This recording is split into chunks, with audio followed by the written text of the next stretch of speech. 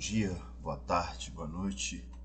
Estamos aqui para dar continuidade à nossa discussão sobre a psicologia jurídica, né?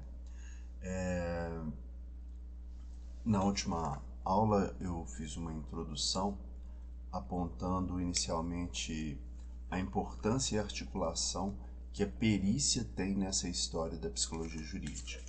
Então, essa proximidade que o direito tem com outras ciências, para que essas ciências tragam o seu conhecimento e reforcem processo de avaliação do campo jurídico.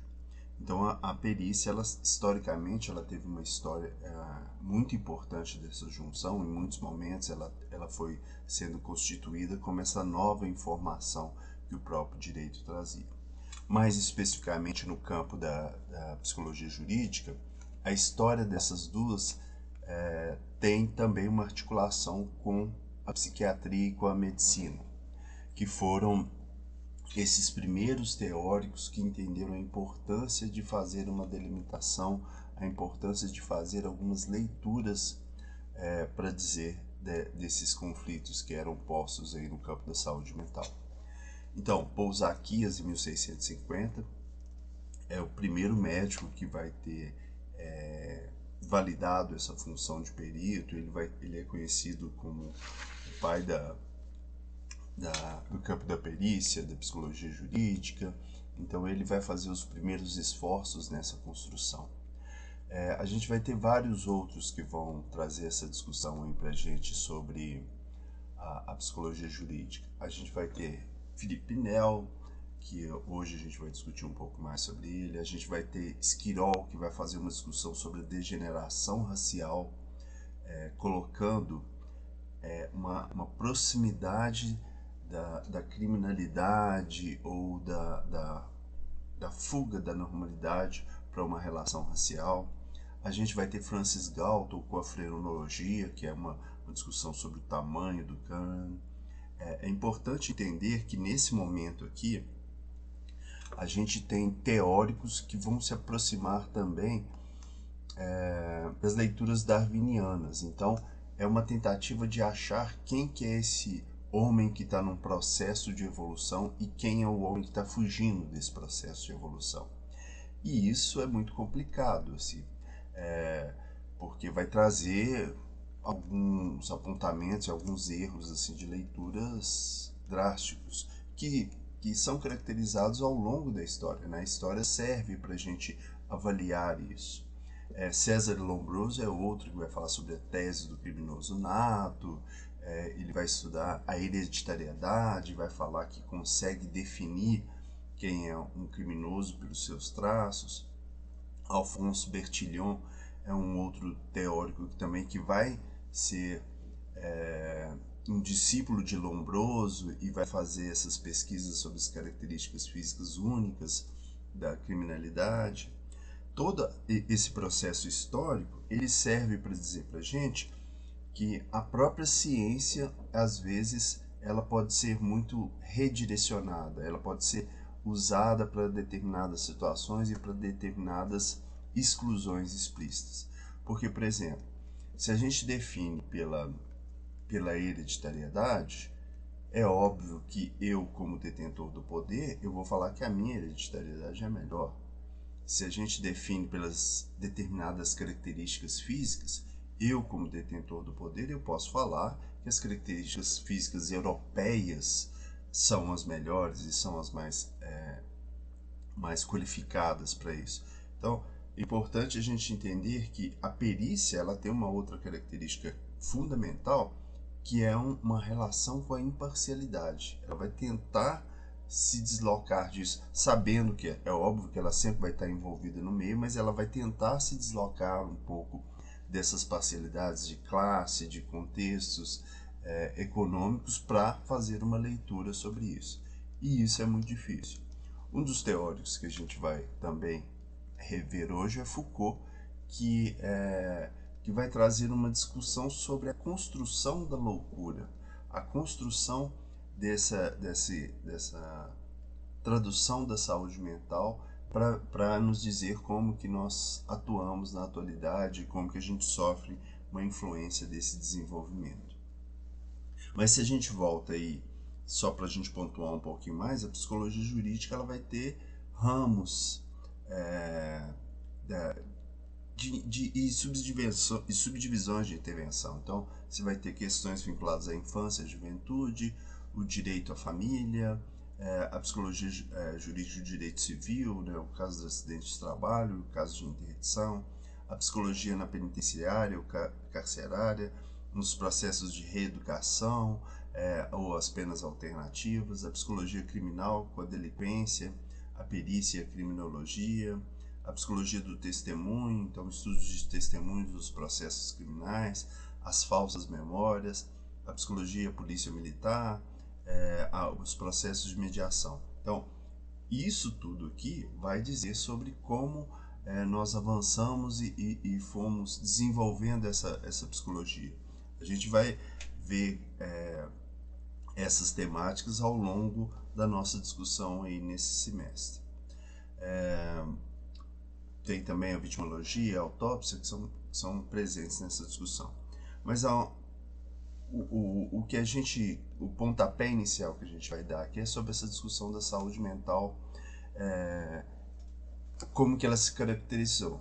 Né? Então, saúde mental, conjunto de ações de promoção, prevenção e tratamento referentes ao melhoramento ou à manutenção, à restauração da saúde mental de uma população. Então, saúde mental é uma relação de qualidade de vida, de condições que o sujeito pode se adaptar e pode viver numa relação social. Os conflitos da saúde mental hoje eles são gigantescos. Assim. Dados do DataSUS vão falar que 3% da população sofre de transtornos mentais severos e persistentes. 6% da população presente sofrem de transtornos psiquiátricos graves, recorrente de uso de álcool e outras drogas. 12% da população necessita de algum atendimento em saúde mental. Então, a gente está falando 12% aqui de milhões e milhões.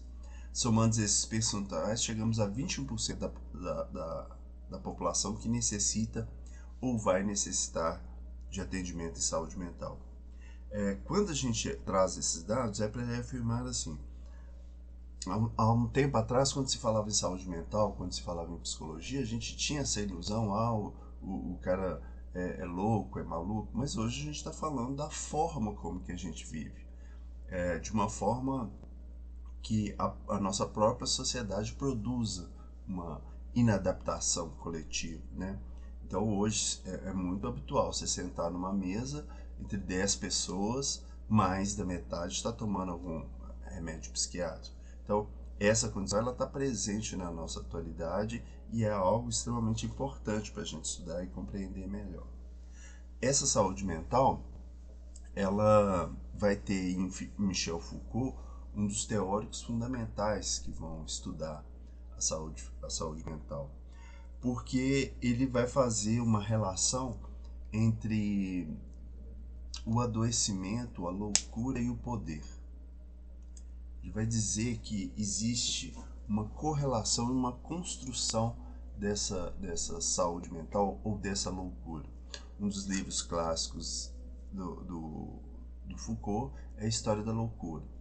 Então, ele vai começar a estudar pensando nas sociedades disciplinares. Ele vai dizer que existe uma estruturação, uma construção de uma sociedade disciplinar e de acordo com essa construção a gente vai tendo resultados na nossa vida. E aí ele vai dizer que existe um poder do Estado, um poder da religião, um poder de vários órgãos que vão definindo também quem é normal e quem não é normal. Então essa normalidade ela está sempre aí no campo da discussão, né?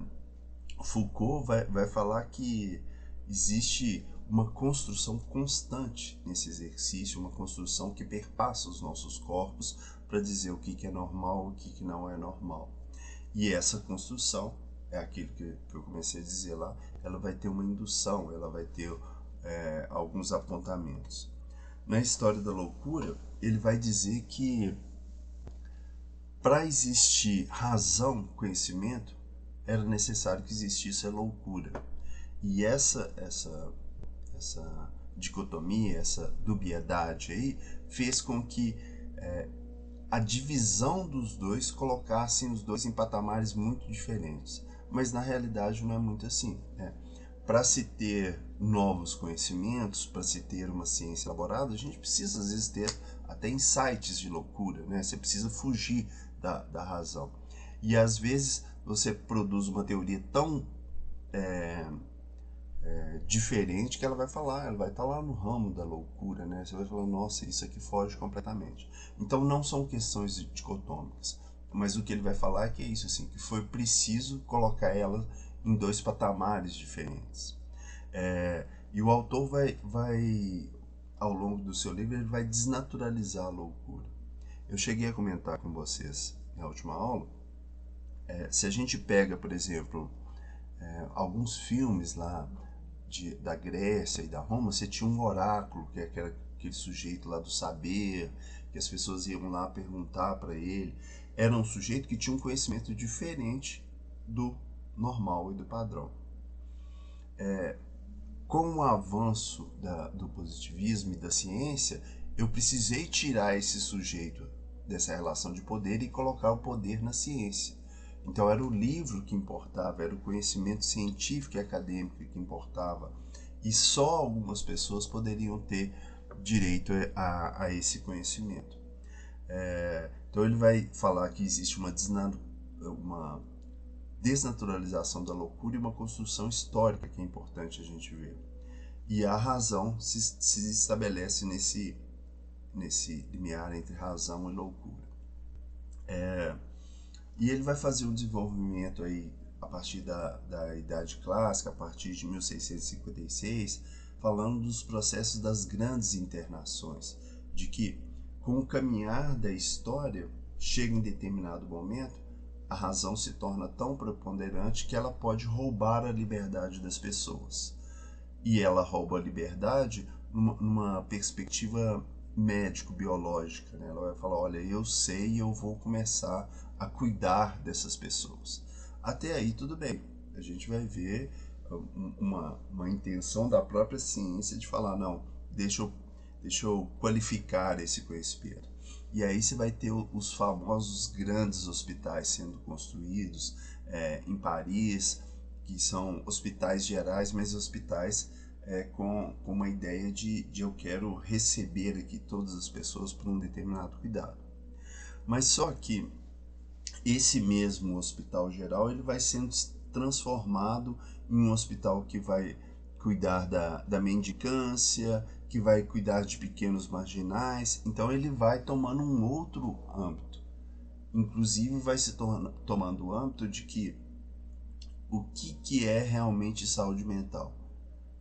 O que vai ser definido como saúde mental vai ser uma relação que o Estado vai falar. Então eu vou colocar lá prostitutas, o pessoal que está na mendicância, eu vou lá socando todo mundo dentro desses hospitais para fazer um controle desse público específico.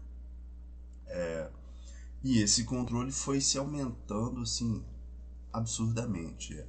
Nesse período, em Paris já se ouviu falar que 1% da população estava presente dentro dos hospitais psiquiátricos.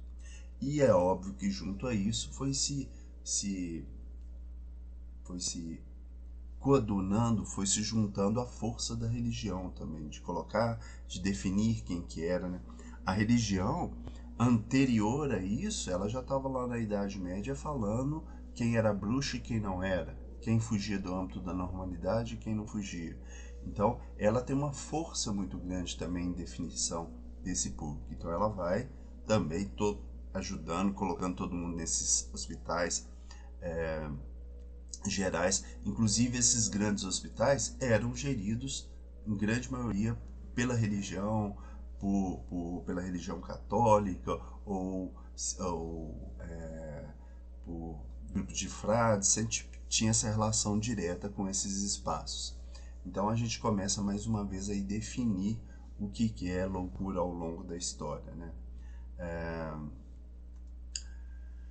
Mais do que isso, esses hospitais psiquiátricos, esse grande internamento, chega um determinado momento que ele não se parece com nenhuma ideia médica, né?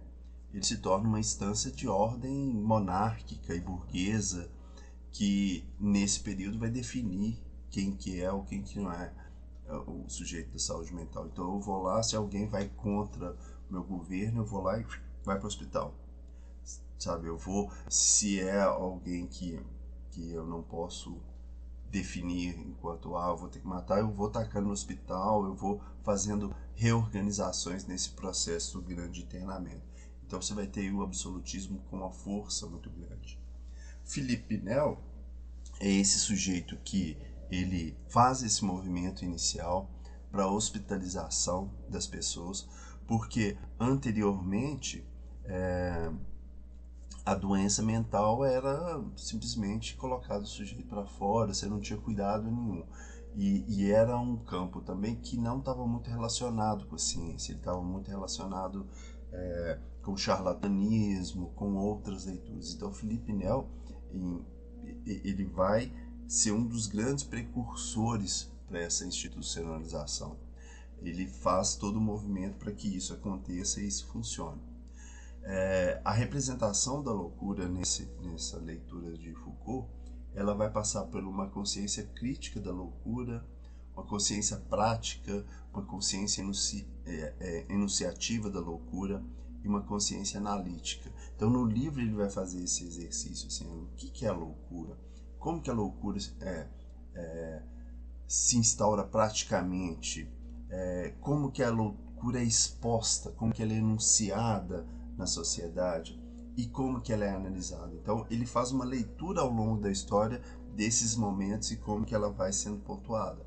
E mais do que nunca ele vai expressar, ele vai ter uma relação de poder, ter um apontamento aí muito claro nisso.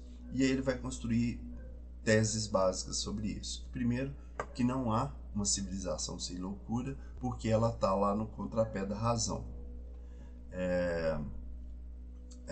Por isso que até aparece René Descartes ali. Para que isso aconteça, precisa também, uma segunda questão básica, é que a ciência seja a detentora da objetividade, a ciência seja a detentora da resposta qualificada para dar soluções para a sociedade. E, mais do que isso, essa ciência se torna de algumas pessoas, ela se torna de alguns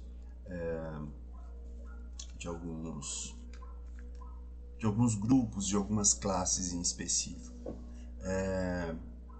Tem uma série no Netflix que é sobre a história de Frankenstein, que é muito legal, porque, na verdade, é um policial, vamos dizer assim, pesquisando para entender os assassinatos que estavam acontecendo.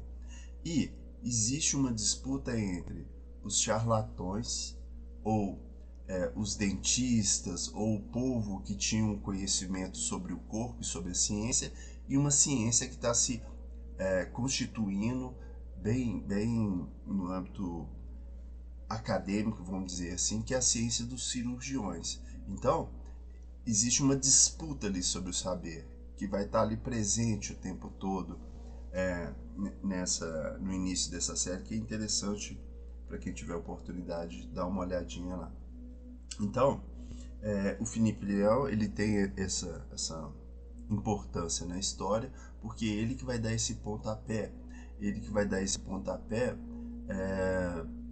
para o tratamento desses insanos, libertando eles dos processos de correntes, mas colocando eles no processo de cuidado, né? E ele vai ser desses precursores que vão trazer essa discussão dos hospitais psiquiátricos para todo o mundo. Por isso ele é muito conhecido até no Brasil. No Brasil, decreto número 24.559 de 1934 propunha a hospitalização e o asilamento do doente mental, visando atender a segurança da ordem e da moral pública. Então, entenda, olha só, a gente está falando do grande internamento lá em 1656, e em 1934 começa a organização política, a organização normativa no Brasil. A gente está falando de espaço de 300 a 400 anos.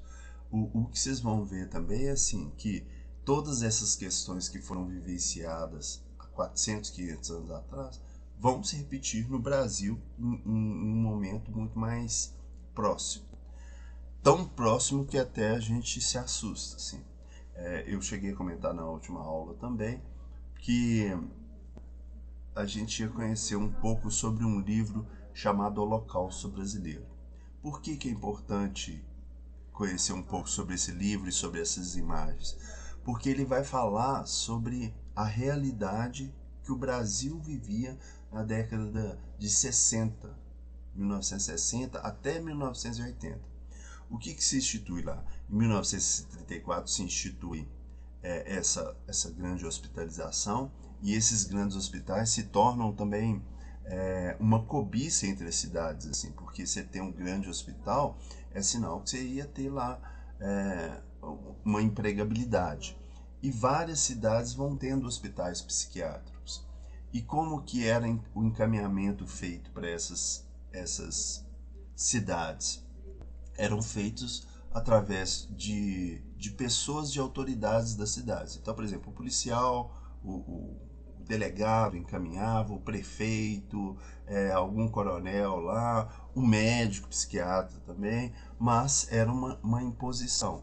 E esse encaminhamento era simplesmente fazia uma leitura de que a pessoa não estava apta a viver em sociedade, colocava essa pessoa no trem, e o trem ia passando e colocando as pessoas nos hospitais. Então, eu estou lá na minha cidade, eu defino que alguém lá não está bem, eu vou lá e coloco ele no trem, o trem vai deixar ele no hospital. Por isso a denominação de trem de doido.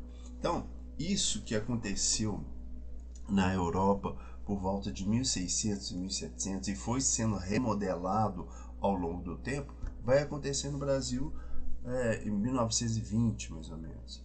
E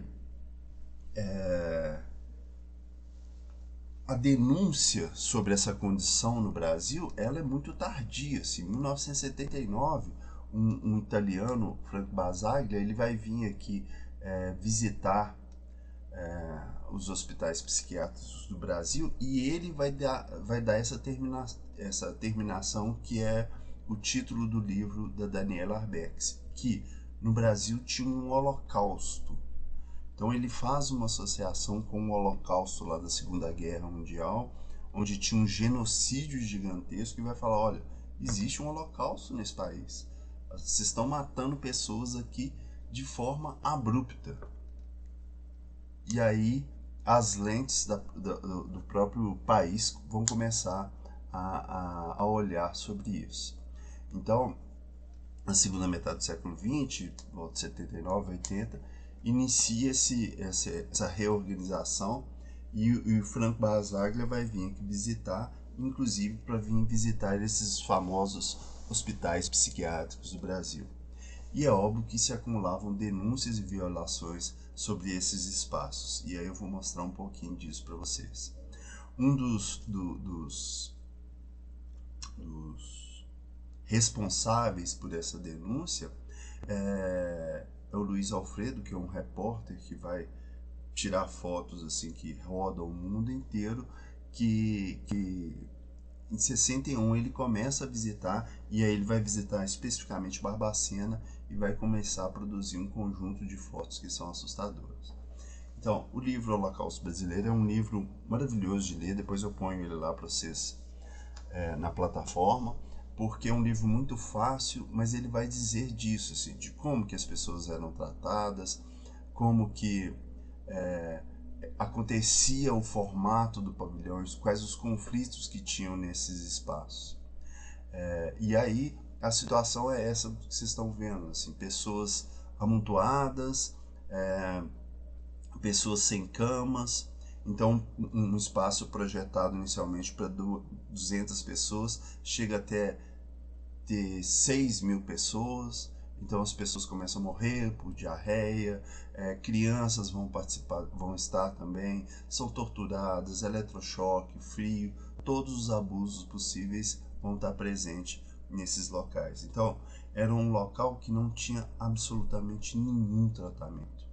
Era um local simplesmente onde se exilava as pessoas e as desqualificava. Então aí está uma foto de uma das pessoas vítima dessa violação e da dignidade. Então a primeira questão que se tinha olha lá, as pessoas ficavam lá sem roupa, sem nada, nas piores condições. E o processo de ida para esses espaços já era completamente absurdo. Então, por exemplo, se um coronel lá do interior, a filha dele ficar grávida, já é o suficiente para ele colocar dentro do trem e mandar para ali. Tem vários relatos sobre isso.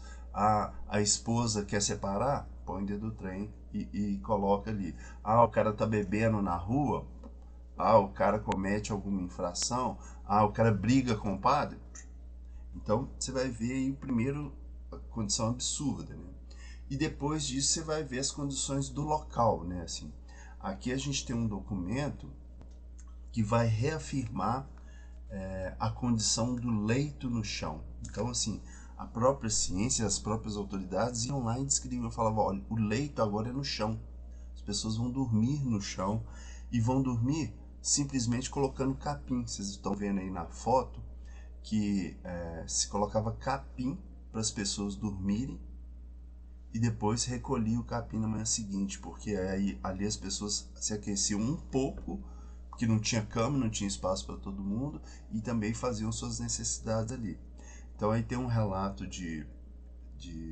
da Marlene, que foi uma das funcionárias desse hospital psiquiátrico, que ela vai falar, todas as manhãs tirava o capim e colocava para secar. Também dava banho nos pacientes, mas não havia roupa para colocar. Tinha um pavilhão com 300 pessoas para alimentar, mas só tinha o suficiente para 30, imagine.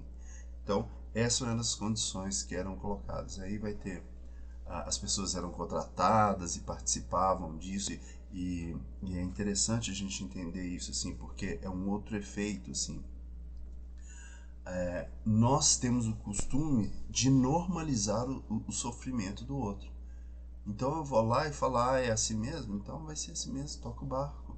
As pessoas, o médico falou que é assim que funciona. Então a gente vai normalizando toda essa estrutura e você participa dessa história de exclusão aí de uma forma absurda. Então você vai ter aí mais uma personagem dessa história. E tem uma outra característica que é muito séria. E essa mesma característica, ela aparece na série que eu falei lá para vocês, acho que é Diários de Frankenstein, uma coisa assim, que é a venda dos corpos. Então, se vendiam cadáveres para as universidades. Então, isso é um negócio muito sério. Aí tá os valores, as contabilidades para isso. Se existir um comércio para a morte, e esse comércio era vantajoso, não ia ter um exercício também para o cuidado, ia ter um exercício de deixa morrer, que daqui a pouco a gente vende mais um, vende mais outro. Então os corpos que estavam lá eram vendidos. Aí você vai ter lá o paciente utilizado em aula de anatomia. Aqui um relato de um estudante que esteve em salas falando sobre esses pacientes que eram vendidos.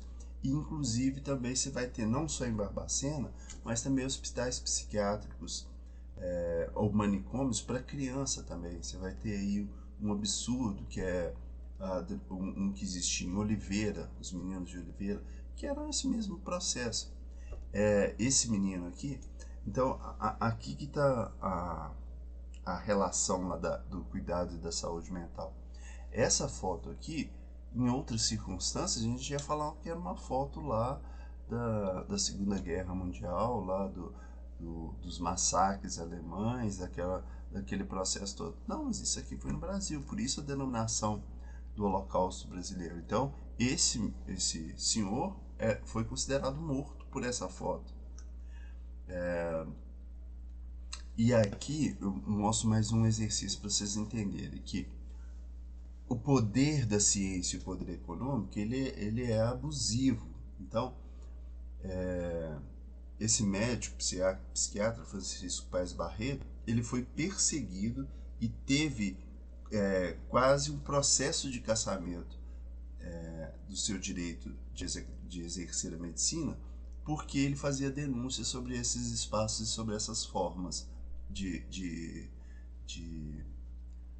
essas formas de tratamento manicomial. Então, assim, é importante a gente entender assim que a função da ciência é sempre questionar, porque sempre vai existir um poder econômico tentando fazer com que as coisas funcionem para que se toque mais o barco e para que as coisas continuem funcionando. Dentro desse processo, dessa discussão sobre a doença mental, o desenvolvimento da reforma psiquiátrica aqui no Brasil, ele teve como pontapé inicial essa Declaração de Caracas, de 1990, que falava que todos os países signatários se comprometiam a superar o modelo hospitalocêntrico e a lutar contra todos os abusos e exclusão de que são vítimas. E, olha só em 2001, muito recente ainda, a gente vai ter uma lei que é do professor Paulo Delgado, que vai fazer uma discussão sobre o cuidado, sobre o tratamento da saúde mental, o tratamento com qualidade para esses pacientes. Então, a gente vai ter aí as antigas práticas manicomiais como um norte para a gente, depois o método italiano, que é o Basaglia, que vai vir aqui no Brasil e vai questionar e falar o que é isso, como é que vocês estão lidando com isso até hoje, depois a Declaração de Caracas de 1990 e depois a Lei 10.216 de 2001, chamada de Lei Paulo Delgado, que vai promover as novas políticas de saúde mental no Brasil. E aí, eu trago uma reportagem do estado de Minas, que depois de 10 anos da lei ainda fala sobre a divisão que os especialistas tinham, ou a dúvida, ou a não credibilidade que se tinha ainda sobre essa lei que foi construída. A internação psiquiátrica hoje, a gente tem muito clara que ela tem que acontecer como o último recurso para algum tipo de tratamento, porque nem sempre o cerceamento da liberdade vai produzir melhoras, né? A gente precisa dar condições e condições qualificadas para que os sujeitos melhorem. Então, a Lei 10.212, no artigo 2º, ela vai dizer lá que o paciente precisa ser tratado com humanidade, respeito e com inserção da família, trabalho na comunidade. Então, essa proximidade da comunidade e da família ela é fundamental. O ideal é que tenham meios menos invasivos possíveis, que o sujeito fique em serviços comunitários de saúde mental. Então, eu era pego aqui, vamos dar um exemplo, me levava para um hospital lá em Barbacena, onde eu não conhecia ninguém, onde ninguém ia me visitar, onde era uma estrutura completamente desqualificada. Vai se colocar como responsabilidade do Estado. Então isso é muito importante. O Estado tem que promover condições para que esses sujeitos se reorganizem ou se readaptem diante da vida na sociedade. A internação em qualquer uma das suas modalidades só será indicada quando os recursos extra-hospitalares se mostrarem insuficientes. Então, quando não tiver condições, os CAPs, as unidades básicas de saúde e cuidado, a gente vai pensar ainda nessa condição hospitalar. Vai falar da necessidade de laudo médico para esse processo de internação, uma autorização somente feita pelo médico, sempre tem que ter um comunicado ao Ministério Público quando tiver uma internação involuntária, e é óbvio que vai falar da importância da fiscalização desses espaços, né? É preciso ter fiscalização para que se tenha uma qualidade melhor no desenvolvimento da saúde. E deixa eu ver o que mais. E aí, depois de anos, você vai ver o governo mineiro reconhecendo oficialmente a culpa pelas mortes em massa. O número de mortes desses hospitais psiquiátricos chegaram em vastas contabilizações a 80 mil pessoas, né? Milhares de famílias puderam conhecer o destino dos parentes internados depois que o próprio Estado avaliou o seu erro nessa construção. E aí a pergunta que fica, será que o Holocausto acabou? Será que de outro formato isso não acontece ainda? Então a gente vai ficar com essa pergunta aí para em um outro momento a gente retornar, ok? Então tá bom, muito obrigado e até a próxima aula. Eu vou colocar uma atividade lá na plataforma e aí depois eu vou colocar os dados lá para vocês fazerem, tá bom? Um abraço.